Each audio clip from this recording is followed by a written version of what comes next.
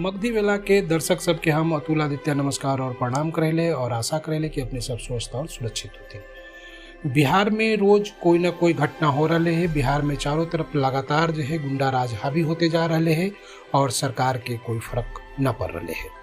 रोजे कहीं न कहीं गोलीबारी हो जा रहे है। कल पटना पीएमसीएच में गोलीबारी होले हल, एक दिन पहले नालंदा में होले हल और आज फिर गौरीचक थाना के अंतर्गत एक गोलीबारी होले है जेकरा में 4 लोग के गोली लग गए है।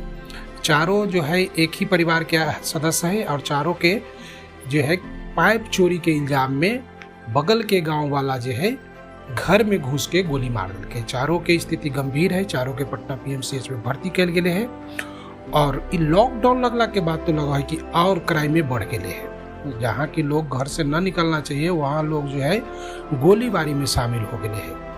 तो जो भी स्थिति रहते आगे के समाचार हम अपने लोगों के बताते रहे।